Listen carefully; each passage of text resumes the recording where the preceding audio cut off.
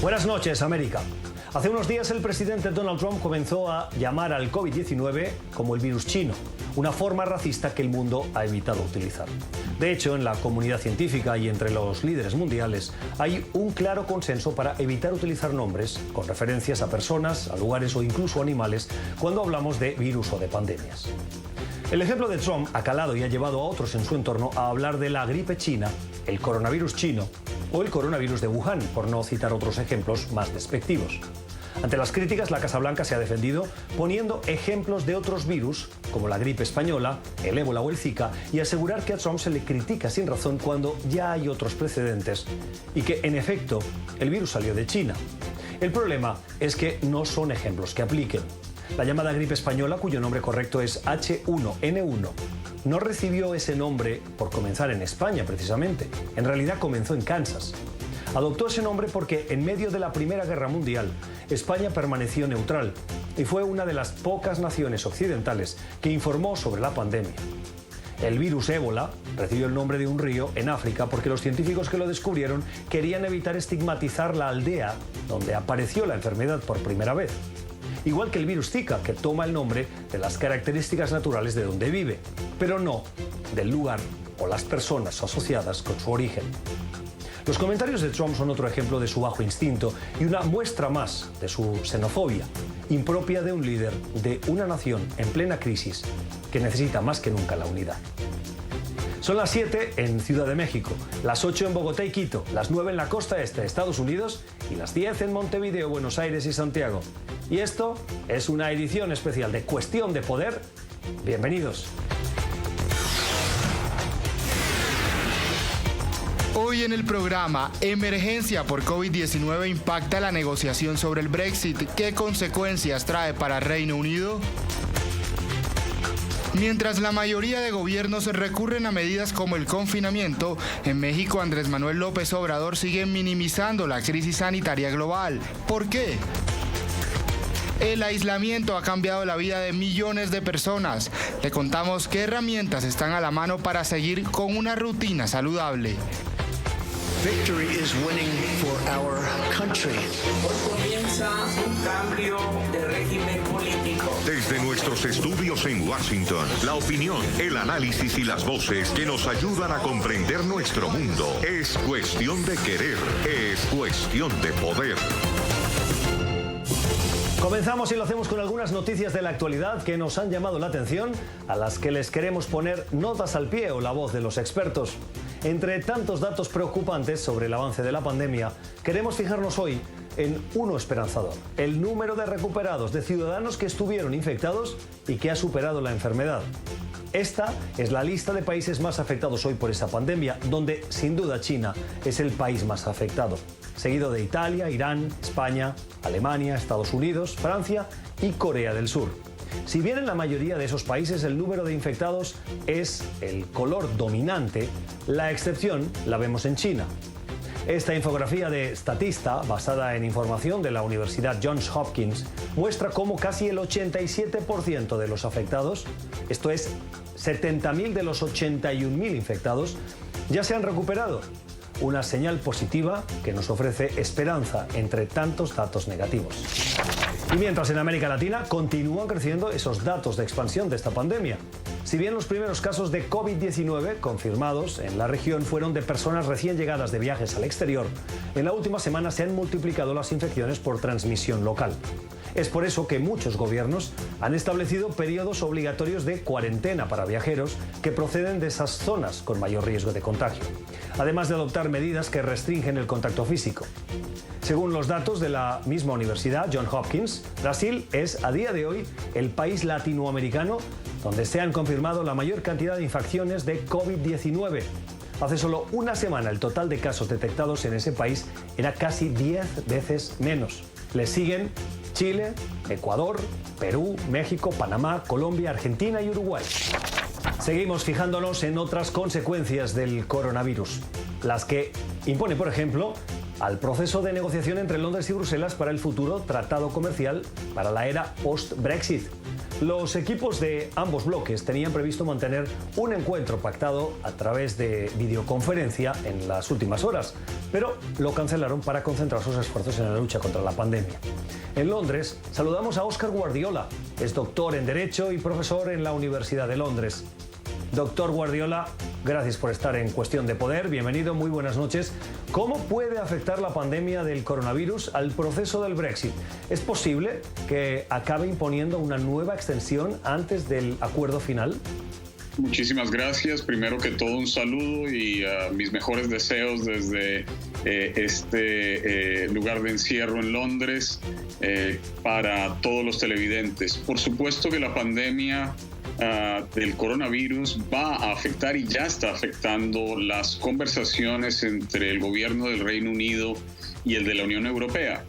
No solamente por el anuncio de que el jefe negociador de la Unión Europea, Jean-Michel Barnier, ahora parece tener el virus, sino por el hecho de que se hace cada vez más evidente que, a pesar de que el primer ministro británico Boris Johnson sigue afirmando que el coronavirus no va a afectar el calendario de negociaciones, para ambas partes parece cada vez más evidente que sería imposible mantenerlo dadas las condiciones actuales. Este impasse provocado por las negociaciones primero y por el coronavirus ahora puede generar más incertidumbre en una economía que ya navega pendiente de un escenario poco claro. Cabría hablar de una suerte de tormenta perfecta. Es difícil pensar en un escenario más catastrófico en lo que se refiere a la incertidumbre causada por una economía que ya venía haciendo agua antes de la pandemia y que por supuesto ahora se encuentra en una situación aún más difícil. En este momento aquí en Gran Bretaña los ciudadanos de a pie tienen absoluta incertidumbre acerca de la posibilidad de continuar. Pensemos, por ejemplo, en los y las miles de trabajadores y trabajadoras en llamados contratos de hora cero, que ya están siendo despedidos de universidades, de también restaurantes, de todo el sector hospitalario, que por supuesto ha cerrado sus puertas en Londres y muy próximamente en las demás ciudades de Inglaterra. Pensemos en cómo afecta ello al resto de la economía. Las cadenas de producción y circulación de proveedores, de supermercados, cadenas que por supuesto dependen de la apertura de fronteras o del tráfico más o menos flexible entre el continente europeo y el Reino Unido. Es dable pensar que nos estamos acercando a una recesión quizás inevitable ya, cuyas consecuencias es muy difícil prever. Y si bien es cierto que el gobierno británico está intentando tomar medidas para deferir, porque ya no se trata de evitar esa recesión, el hecho de que se trata de un problema global que es realmente imposible prevenir o predecir, va a hacer que una economía como la británica, que como dije antes ya venía haciendo agua, se va a encontrar con problemas mucho mayores. Lo cierto es que la Unión Europea además ya había endurecido su posición negociadora respecto de Gran Bretaña, por ejemplo en el tema de la pesca en mar abierto, y eso ya venía poniendo en dificultades las posibilidades del gobierno británico en términos de negociación. Es dable pensar que la actual incertidumbre, que seguramente simplemente va a aumentar, va a ser muy difícil el que el gobierno británico pueda salir más o menos incólume en términos de estas negociaciones. Y para terminar, le pregunto por el Brexit per se. ¿Cómo puede afectar este Brexit a los esfuerzos del gobierno de Boris Johnson, el gobierno del Reino Unido, para hacer frente al coronavirus? Lo digo porque durante la campaña de defensa del Brexit, sus partidarios dijeron que Europa les literalmente robaba presupuestos ingentes que podían ser destinados al sistema de protección social. De hecho, habría que recordarle a los televidentes que la promesa que había hecho el actual primer ministro Boris Johnson acerca de cerca de 350 millones de libras que se liberarían y que irían al Servicio Nacional de Salud, pues no solamente es una promesa falsa en la medida en que no se ha materializado, sino que antes bien, lo que ya está haciendo evidente esta crisis de salud que apenas comienza en el Reino Unido y que está siendo tratada mediante medidas sumamente controversiales, tanto aquí en el país como en otros lugares. Repito, lo que está siendo evidente es la enorme impreparación, la falta de preparación del Sistema Nacional de Salud. Y ello no se debe a el carácter mismo del Servicio Nacional de Salud. Como en el caso de Italia o en España, la existencia de acceso universal al servicio de salud es por supuesto lo que está salvando y va a salvar vidas. El problema en Gran Bretaña ha sido el contrario. Las décadas de retiro de financiamiento y privatización, digamos, por la puerta de atrás del Servicio Nacional de Salud, su fragmentación están causando un verdadero caos. Permítanme poner un ejemplo. Aquí, en la localidad de Camden, en Londres, me informan los oficiales del Consejo Local que sus médicos, los médicos que están a cargo de las consultas locales, tienen que intentar coordinar con actores privados o semiprivados, al mismo tiempo que carecen de una coordinación central, y al tiempo que los funcionarios del Servicio Nacional de Salud están denunciando, quienes están tratando esta pandemia frente a los pacientes que llegan a los hospitales, están denunciando la carencia de los elementos mínimos de protección para tratarlos.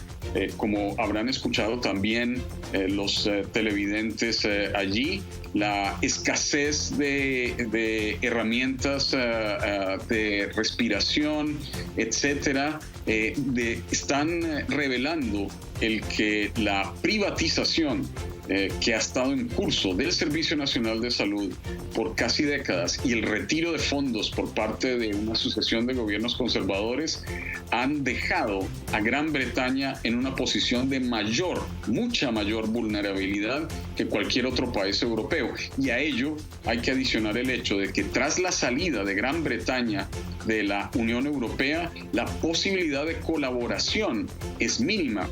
Así, por ejemplo, en la medida en que empiezan ya las pruebas de una posible vacuna en lugares como Alemania o en Holanda, también se hace evidente que, dadas las regulaciones de la Unión Europea y dado el hecho de la separación de Gran Bretaña, le sería mucho más difícil a este último país acceder a esos recursos. Aún así, hemos escuchado de parte de la Unión Europea su voluntad de tratar a Gran Bretaña en este aspecto del desarrollo de una vacuna contra el COVID-19 como si Gran Bretaña aún fuese un miembro de la Unión. Es la opinión de Óscar Guardiola, es doctor en Derecho y profesor de la Universidad de Londres. Profesor Guardiola, gracias. Feliz noche. Lo mismo, hasta pronto. Seguimos y nos fijamos ahora en nuestra lectura recomendada. Un artículo que publica la prestigiosa revista Foreign Affairs nos ayuda a reflexionar sobre uno de los aspectos que se va a derivar de esta pandemia: el equilibrio de poderes en el mundo, sobre todo el de las superpotencias. Está firmado por los articulistas Kurt Campbell y Rush Doshi. El texto nos adentra en la posible remodelación del orden global donde China, dicen los autores, está maniobrando por ese liderazgo internacional, mientras Estados Unidos falla y cede el terreno con errores de gestión y mensajes confusos que incrementan la incertidumbre y las dudas sobre si Washington está preparado. Mientras Washington cae, Beijing está moviéndose rápida y adecuadamente para sacar ventaja de la ventana abierta por los errores de los Estados Unidos y llenan así el vacío para posicionarse como líder en respuesta frente a pandemias, proveyendo asistencia material a otros países e incluso organizando a otros gobiernos. El brillo de los movimientos de China es difícilmente imperceptible.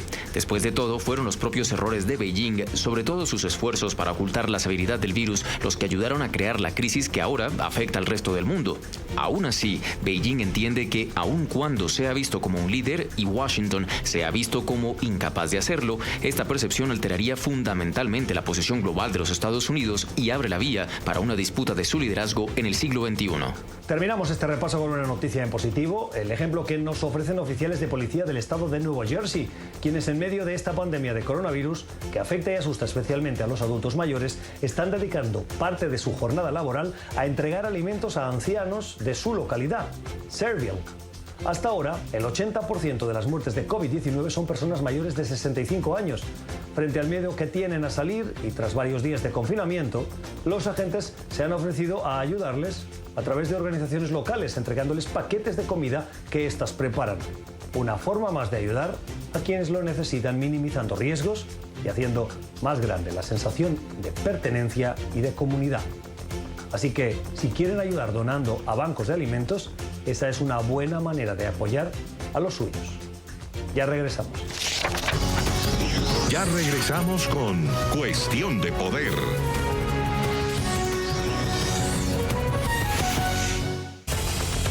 Seguimos en Cuestión de Poder para fijarnos ahora en México.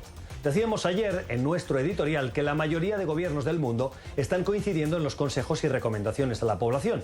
Confinamiento, distancia social, evitar reuniones. La mayoría de los gobiernos, excepto México. México, cuyo gobierno parece que va por libre. Andrés Manuel López Obrador, en contra de lo que dice la comunidad científica, ha recomendado en los últimos días abrazos y ha continuado congregando a ciudadanos en eventos públicos a pesar de esta pandemia global, de la que México, por cierto, no es inmune, por si acaso algún mexicano, particularmente AMLO, creía lo contrario. Busquemos el análisis. Paulina Chávez, desde el estudio de NTN 24 en Washington. Adelante. Gracias, Gustavo. México es un país de casi 130 millones de habitantes, con una economía internacionalizada y una sociedad interconectada con otros países. Hasta hoy, en México se han reportado más de 100 casos de coronavirus y apenas ahora se ha confirmado la primera muerte. Todos los países en una situación grave han pasado por ahí, pero sin lugar a dudas lo que más sorprende es que no se están tomando medidas urgentes como se hizo, por ejemplo, en Corea del Sur, un país que está demostrando ser un ejemplo de cómo evitar los males mayores, cómo evitar que se propague más esta enfermedad. De eso vamos a platicar esta noche con Fernanda Caso. Ella es analista política, ella es mexicana. Fernanda, gracias por estar con nosotros. Bienvenida a Cuestión de Poder. Es un gusto estar por acá. Muchas gracias de nuevo. Fernanda, ha llamado mucho la atención esta forma de abordar la crisis de parte del presidente López Obrador, en una primera instancia, pues minimizando la importancia del virus, minimizando la gravedad de la situación. ¿Nos puedes dar un poco de contexto de cómo se vive esta crisis por el coronavirus en México? Sí, mira, creo que hay una serie de expertos y de gente en el gobierno tomando decisiones sobre evidencia, sobre base científica, pero me parece que de una forma muy cerrada, ¿no? Atendiendo únicamente los protocolos preexistentes y viendo poco la evidencia de lo que está pasando en otros países del mundo y de quienes lo han podido controlar. Y por otro lado tenemos a un presidente de la República que públicamente se ha dedicado a minimizar el problema, a decir que no es grave y a contradecir con sus acciones todas las recomendaciones de los expertos internacionales de salud. Lo vimos el fin de semana, lo comentábamos, publicando fotos, publicando videos de conglomeraciones de población en donde él se presentaba ante mítines, abrazando a la gente, dándole besos a las personas, ¿no?, entre la multitud. Lo cual es una imagen de muchísimo impacto. Si tú estás intentando comunicarle a la población la importancia de la distancia social, la importancia de no tener eventos multitudinarios, tener a un presidente que además es un presidente tan popular, al que la gente sigue tanto, despreciando estas recomendaciones, pues claramente es un mensaje contradictorio que además permea en el resto del gobierno. Estamos en un momento en el que el problema ya no es únicamente sanitario. esperaríamos que ya no fuera únicamente el subsecretario de Salud quien diera información, sino que todos los ministerios, todas las secretarías estuvieran dando información de lo que su respectiva área está haciendo para atender ya la crisis económica, social, política, de bienestar. Esperaríamos que la Secretaría de Cultura estuviera sacando programas para los niños que tienen que estar en clases, que tienen que estar en casa y no pueden asistir a clases. Esperaríamos que la Secretaría de Economía estuviera ya publicando las medidas que se están tomando para contrarrestar los efectos económicos, que la Secretaría del Trabajo estuviera atendiendo, ¿no?, diciendo qué va a hacer para prevenir todo lo que va a pasar con despidos o con gente que por el momento no puede acudir a su trabajo porque se ha cerrado el restaurante o porque se ha cerrado la oficina donde trabajan. Y en lugar de eso, vemos que la Secretaría de Salud está concentrando el tema, el subsecretario de Salud, ni siquiera la Secretaría completa, el subsecretario de Salud es quien informa, es quien atiende el problema, y el resto del gobierno funciona como si nada. Ayer el presidente de la República firmando documentos para los pasantes que están entrando al programa de Jóvenes Construyendo el Futuro, que es esta especie como de pasantías temporales para jóvenes que se tienen que capacitar. Por el otro lado, hablando de la construcción del aeropuerto en Santa Lucía, hablando de la rifa del avión presidencial, cuando el resto del mundo tiene un solo tema, y es la crisis por el virus de la epidemia, ¿no? Por la epidemia del virus. Y vemos, el presidente López Obrador ha marcado lo que lleva de su gestión, pues básicamente por dos factores desde mi punto de vista. La primera es esa conferencia de prensa mañanera que él tiene todos los días, muy temprano, en el cual contesta todo tipo de preguntas, de todo tipo de medios. Él ha dicho que no va a cancelar esos encuentros, que al contrario va a seguir presentándose todos los días, aun y cuando congrega a un importante número de periodistas y de gente contraviniendo igualmente las recomendaciones. Y por otra parte, estas giras que ha tenido, que le gusta a él estar en contacto con la gente, ir todos los fines de semana y algunos días entre semana también para estar en contacto con la gente, a pesar de que se ha dicho que esto pues es una conducta que pone en riesgo y en esta coyuntura pues es todavía es una conducta inadecuada. ¿A qué le atribuyes a que él quiera mantener estas digamos, actividades insignia de su mandato, a pesar de que van en contra de las recomendaciones, ya no solo a nivel nacional, sino a nivel internacional? Bueno, primero creo que habría que distinguir las giras presidenciales de las conferencias que da por la mañana. Sin duda las giras son una irresponsabilidad por donde se le vea, ¿no? Porque contravienen las restricciones de viajes no indispensables, ¿no? Son viajes que él se podría evitar en este momento, y además llega a mítines multitudinarios en donde la gente se le acerca, en donde hay, ¿no?, mucho contacto no solo de él, sino del equipo que lo acompaña con la gente, ¿no? Entonces es un encuentro en donde se pueden dar todos los contagios que nos han venido diciendo que tendríamos que evitar. Por el otro lado, las conferencias, que creo que son distintas, en el sentido de que la población ahorita necesita información más que nunca, ¿no? Presidentes que no salían todos los días a la prensa, ahora lo están empezando a hacer. Entonces, creo que tampoco sería una buena idea que un presidente que lo ha venido haciendo, de pronto deje de presentarse a la población. Los ciudadanos necesitan información y necesitan ver a los líderes políticos tomando las riendas, informando todo el tiempo, incluso repitiendo información si es que no hay novedades, pero viéndolos presentes, viéndolos en acción. Se tienen que tomar medidas para que estos no sean focos de contagio. Lo hemos visto en otros países, estas conferencias se pueden hacer vía remota, se pueden hacer por vía digital, se puede separar a los periodistas que están presentes, limitar el número de periodistas que pueden asistir. Sin duda esperaríamos que el presidente se dirigiera hacia allá, pero no creo que fuera idóneo que las cancelara. Creo que esta actitud del presidente deriva de la forma en la que él tenía previsto su gobierno. Él está acostumbrado al ser el centro del debate. La lógica de tener una conferencia todos los días es que el tema de discusión en los medios sea él, ¿no? Que lo que él diga en la mañana guíe los debates a lo largo del día. Marca la agenda. Marca la agenda noticiosa, y marca la agenda de los debates, y marca la agenda legislativa, y de pronto entra un fenómeno que le está robando la atención, que no le permite tener el control sobre la discusión pública, y creo que esto lo coloca en un estado de incertidumbre, ¿no? Lo hemos visto, por ejemplo, el no querer viajar a otros países, no querer encontrarse, ¿no?, en situaciones donde hay otros jefes de Estado en reuniones bilaterales o en reuniones internacionales. También atendía ese problema, pero hoy vemos que el problema le llegó al país, ¿no? Ya no es necesario salir para encontrarte en una situación en la que tú no controlas el mensaje. Hoy la situación está llegando, y creo que este intento por despreciarlo, por hacer como si no pasara, es pues querer seguir él controlando el debate.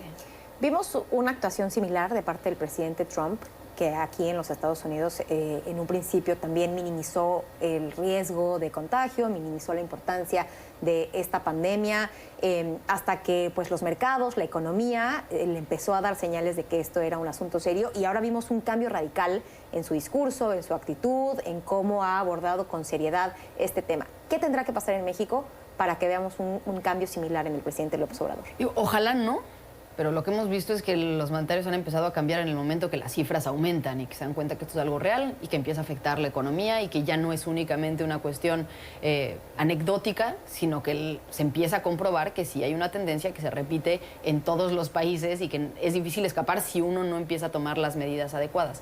Ahora, tanto México como Estados Unidos son países que ya estaban extraordinariamente polarizados, que estaban pasando por una situación democrática extraordinaria antes de que esto pasara, y que en el momento que entra el virus esto solo se potencia.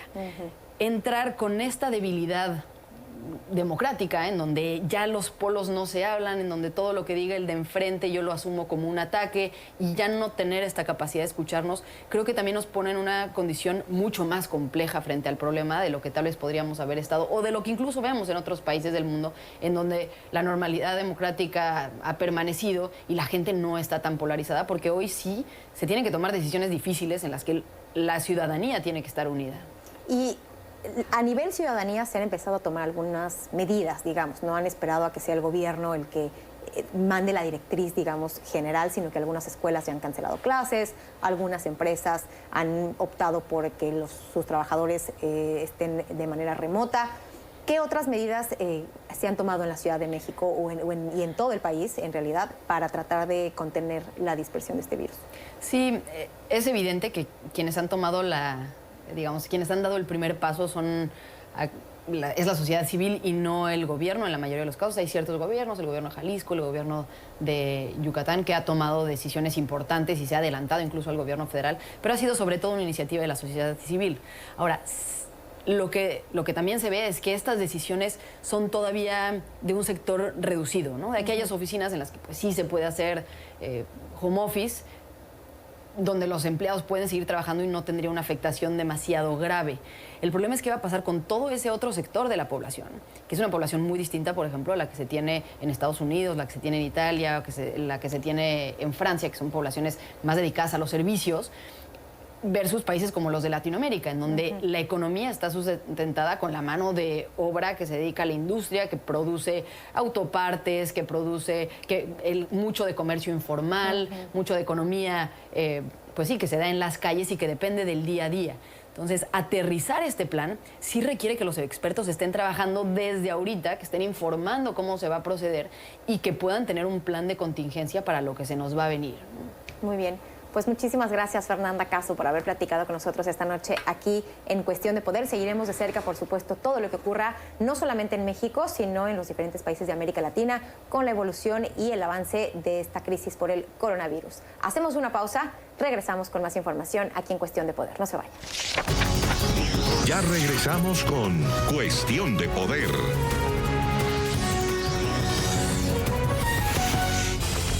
Seguimos en Cuestión de Poder. El aislamiento y la cuarentena han cambiado por completo la rutina de casi todos nosotros. Atrás quedan esos días en los que nos despertábamos para hacer ejercicio, ir al trabajo, vernos con los amigos y hacer cualquier diligencia pendiente. Ahora nuestro día a día es estar confinados entre las cuatro paredes de nuestra casa. ¿Qué consecuencias tendrá esto en nosotros? ¿Cómo podemos mantener nuestra mente y nuestro cuerpo activo?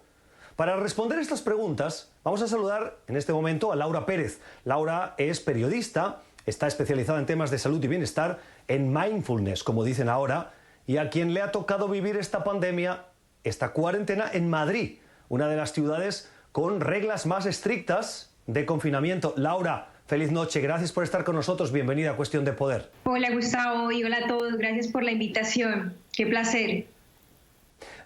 Laura, gracias por acompañarnos. Laura, me gustaría comenzar por una cosa muy sencilla. A ti te gusta presentarte como especialista en mindfulness. Ayúdanos a explicar qué quiere decir esto.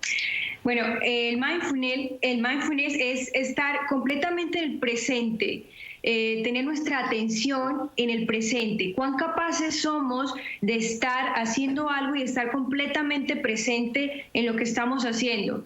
Es conectar con nuestra respiración, es conectar con nuestros latidos del corazón, fundamentalmente porque es lo que está pasando en el presente. Cuando conectamos con nuestra respiración, estamos conectando con lo que está pasando ahora, en este momento. Nuestra mente no tiene cabida para irse hacia adelante, hacia el futuro o hacia atrás, el pasado. El futuro y el pasado. Lo que sabemos es que el presente está siendo, como mínimo, un poco nubloso, si queremos ser optimistas. ¿Cómo afecta estas circunstancias actuales a ese palpitar y a ese sentido que describes? Sí, es fundamental. Hoy más que nunca, en este momento, es fundamental que tengamos nuestra mente bien enfocada, ¿no? La diferencia entre las personas que sobrepasan, ¿no? Llevan mejor los retos, ¿no? Si las situaciones difíciles como las que estamos viviendo en este momento, es nuestra capacidad de resiliencia, nuestra capacidad de estar desde un punto de vista, desde una mirada que nos ayude, ¿no? A estar en paz, a tener esa plenitud, a estar dentro de nosotros, ¿no? La ley natural, la ley de la naturaleza en este momento nos aísla, ¿no? Nos manda, si lo vemos desde el punto de vista social, hay un distanciamiento, un aislamiento, ¿no? Pero si lo vemos desde el punto de vista de la ley natural, estamos todos recogidos en nuestras casas, en familias, un momento idóneo, ¿no? Para hacer ese recogimiento interior, ¿no? De una u otra forma, el universo se organiza para decirnos, a ver, un momento, frenen, que la velocidad con la que estamos llevando hoy en día nuestra realidad es un poco muy rápida, ¿no? Vamos ahí corriendo todo el tiempo, ¿no? Y bueno, es un verdadero llamado, ¿no? Sí. Hace unos meses sí. El pulmón de la Tierra se incendiaba. Hoy el pulmón de muchas personas está incendiándose, ¿no? Entonces es una buena oportunidad, ¿no? Para decir qué estamos haciendo con nuestra vida, en qué momento, cómo conectamos, en dónde doy clic para conectar con mi sabiduría interior, con mi conocimiento interior, dónde doy clic para conectar con mi fuerza interior, cuán resiliente estamos siendo, cómo lidiamos con esta situación de una manera que el miedo no nos tumbe, ¿no? Y que no nos haga tambalear. Laura, hay un elemento que sin duda forma parte de nuestra realidad hoy, que es la soledad. En ese confinamiento, uno, si no está acompañado de familia, puede sufrir esa situación de soledad, que dicen los expertos que es tan perjudicial como fumarse 15 cigarrillos al día.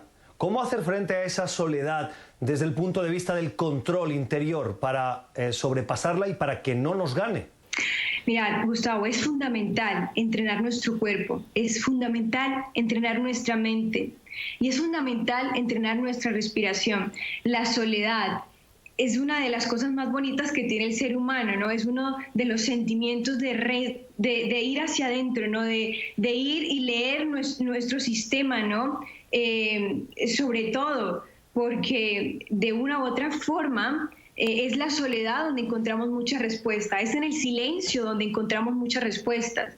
Si te das cuenta, la base de la empatía es la base del silencio. ¿Cuántos silencios somos capaces de permanecer cuando otra persona está hablando? ¿Cuántos silencios somos capaces de mantener en nuestra mente cuando otra persona está dirigiéndose a nosotros? ¿No? Y en esos momentos de soledad son los momentos de la noche oscura del alma, ¿no? Como lo dice el gran escritor.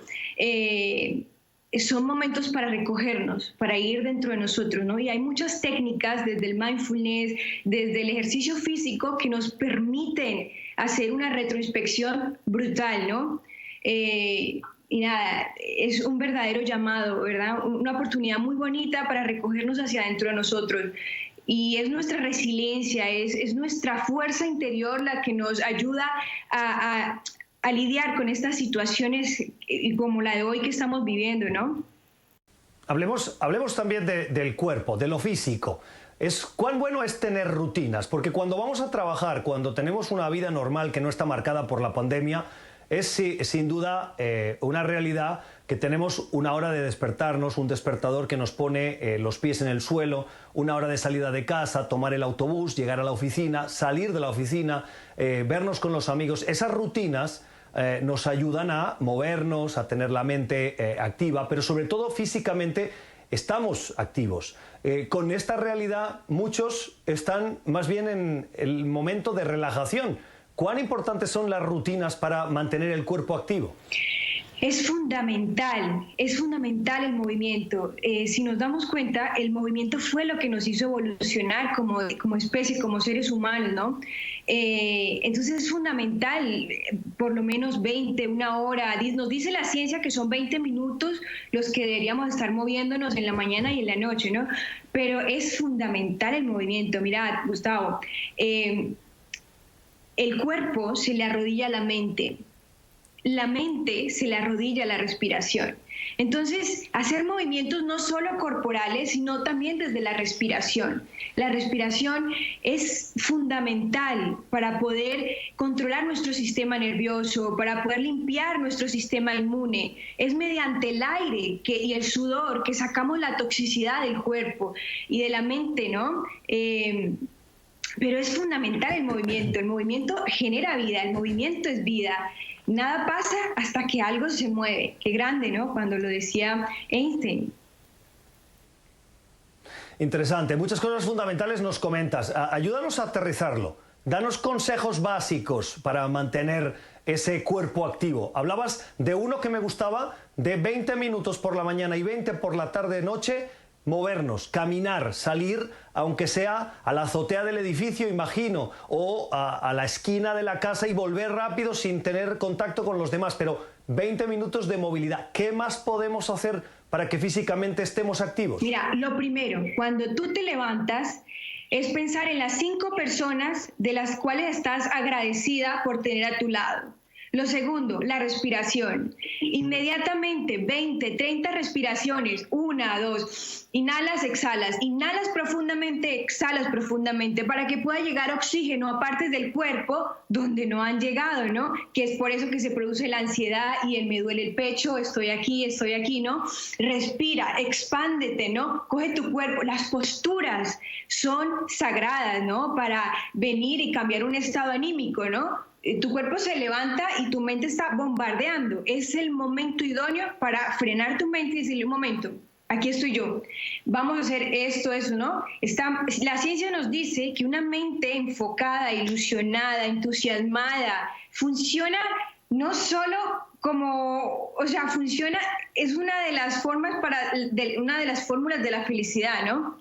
Entonces, luego que haces los ejercicios de respiración, te corres, haces lo que más te gusta hacer. Es el momento para hacer lo que más nos gusta hacer, ¿no? Para movernos de la forma en que nos gusta. Unos juegan tenis, otros juegan golf, otros salen a correr, otros se divierten patinando, ¿no? Entonces ahí hay movimiento, se genera movimiento, pero el primer movimiento que tienes que generar es aquí en la mente, ¿no? Traértela, ¿no? Decir, un momento, escuchar cómo te estás sintiendo, ¿no? Escuchar las emociones que estás sintiendo y decir, ok, me siento así, vale, ¿realmente me quiero sentir ansioso, estresado? No, entonces, ¿qué hago para estar alegre? Para salir de ese campo, ¿no? De ese círculo, porque la mente nos encierra en un círculo y de repente te ves encerrado, encarcelado, y lo que no nos damos cuenta es que si nos movemos, un movimiento mental que nos saque en otra perspectiva. Vale, ¿qué puedo hacer para estar feliz? ¿Qué puedo hacer para estar alegre? ¿Qué es lo que me hace vibrar hoy? ¿No? Entonces, hacernos las preguntas, constantemente estar indagando dentro de nosotros, porque tenemos una sabiduría increíble, que tenemos que ir conectar con ella, conectar con nuestro interior, y es darle clic, ¿no? Así como le damos clic al móvil, al computador, ¿no? Clic, enter, entrar, ¿no? Actualizar nuestro cuerpo. El cuerpo se actualiza por medio del movimiento. Para terminar, te pregunto también por los hijos que lógicamente pueden o no entender qué está pasando y que necesitan volver a sus rutinas porque dicen, pero mamá, pero papá, ¿por qué estoy en casa? ¿Por qué no salimos? ¿Por qué no jugamos a fútbol? ¿Por qué no vamos al colegio? Sí, porque hay un virus, pero al final del día el niño también necesita desarrollarse, tener ese espacio. ¿Qué pueden hacer los padres para hacer más liviano esta cuarentena para sus hijos? Pues mira, es un momento idóneo para compartir con nuestros hijos, para cocinar con nuestros hijos, ¿no? Para hacer actividades con ellos, que les enseñemos que cocinar, por ejemplo, requiere un tiempo, que cuidarnos requiere un tiempo. Porque de una u otra forma, el COVID-19 nos viene a traer mucha información. Los fracasos son información. Esto que estamos viviendo es información que nos viene a decir cómo estamos conviviendo con nuestros hijos, cómo estamos tratando nuestro cuerpo, cómo le estamos enseñando a nuestros hijos a tratar su cuerpo, cómo le estamos enseñando a nuestros hijos a lidiar con las emociones, cómo estamos lidiando nosotros con el miedo, con la epidemia del miedo que está habiendo ahora mismo. ¿Nos rehusamos a verla o simplemente la abrazamos y decimos, ¿qué me quiere decir este miedo? ¿Qué está pasando? ¿No? Primero entendernos a nosotros mismos para poder llevarle el mensaje a nuestros hijos. Nuestros hijos son el reflejo, ellos aprenden por vernos a nosotros, ¿no? Somos sus referentes. Entonces es la oportunidad idónea. Primero para entrar dentro de nosotros, preguntar cómo estamos comiendo, cómo queremos comer, cómo nos queremos relacionar con la alimentación, con nuestra mente, con nuestro cuerpo, y luego transmitírselo a ellos. No es el momento idóneo para decir, vamos a entrenar, hijo, vamos a comer bien, porque eso nos va a hacer más fuerte, nuestra mente va a estar más enfocada. Es el momento idóneo para hacer una dieta de móviles, hacer una dieta digital, ¿no? Porque, o sea, no tiene nada de malo de cómo hemos avanzado, ¿no? De una manera estupenda tecnológicamente, pero hemos dejado atrás muchas cosas importantes que nos hacen más humanos, ¿no? ¿Cómo le enseño a mi hijo hoy a amar más? Hijo, ¿qué puedo hacer hoy para hacerte feliz? Siempre estamos pensando no, yo creo que eso le va a hacer feliz. No, hijo, ¿qué quieres que haga para que te haga feliz? Hijo, ¿qué quieres hacer? ¿No? Preguntar, ¿no? La base del silencio interior para poder comprender al que está al frente tuyo y que más sagrado que es tu familia, ¿no? Es la opinión, los consejos de Laura Pérez, que es periodista, es especialista en cuerpo y en la mente, en mindfulness, como nos explicaba al principio. Laura, gracias, que sea leve esa cuarentena en Madrid. Gracias por haber estado con nosotros. Feliz noche. No, gracias a ustedes. Puede volver a escuchar.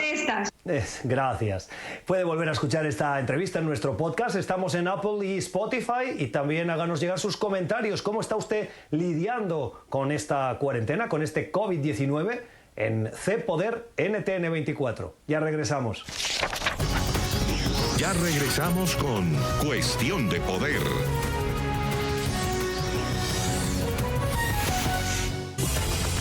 Tiempo para la recomendación cultural en Cuestión de Poder, para una recomendación que nos llega desde Nueva York, desde esa gran manzana que vemos estos días, más paralizada que nunca, con Alfonso Díaz, nuestro periodista de entretenimiento. Alfonso, muy buenas noches. ¿Qué nos recomiendas? Hola, Gustavo. Mi recomendación hoy tiene que ver con quedarse en la casa y disfrutar allí del séptimo arte. Suena bien, pero como siempre preguntamos, ¿por qué vale la pena? Es que debido a que la mágica experiencia de ir a una sala de cine es algo que por ahora no es posible, Universal Pictures pondrá a partir de este fin de semana las películas que tenía en cartelera a nuestra disposición. Este estudio, que pertenece a Comcast y su sello Focus Features, pone entonces desde ya títulos como El Hombre Invisible, The Hunt y Emma en Comcast, Sky, Apple y Amazon. El precio para rentar esas producciones es de $19.99 por un periodo de 48 horas. Por otra parte, Trolls World Tour de DreamWorks Animation también estará en demanda desde el 10 de abril, que era el día que estaba programada para teatros. Eso sí, las películas que pertenecen a la categoría de blockbusters, como la novena entrega de Rápido y Furioso, tendrán fecha en salas, seguramente para el próximo año. Así que a disfrutar del cine en el ambiente más seguro. Hasta pronto, Gustavo. La recomendación cultural de Alfonso Díaz, esa selección para hacer más amena este tiempo de coronavirus, este tiempo de confinamiento en casa. Gracias, Alfonso. Feliz noche. Con esto, a las redes sociales. Y en las redes sociales buscamos esos mensajes, los de ustedes que nos encontramos en esa situación de reclusión, de necesidad de resguardarnos para evitar el contacto exterior. Por eso, a través de las redes sociales encontramos esa ventana que con humor nos traslada cómo pasamos estas cuarentenas. Esta cuarentena me enseñó dos cosas. No sé qué hacer con el tiempo libre, lo mucho que odio tener tiempo libre. Dejen de quejarse de la cuarentena y vean el lado positivo. Aprovechen para estudiar, descansar, hacer yoga, cocinar, leer un libro, tomar una ducha de 2 horas sin apuros, ver todos los documentales existentes. Aprovechen el tiempo y dejen de quejarse. Así terminamos. Gracias por la generosidad de su tiempo. Esperemos que hayan aprendido, como lo hemos hecho nosotros, de nuestros invitados. Cuídense del coronavirus. Feliz noche.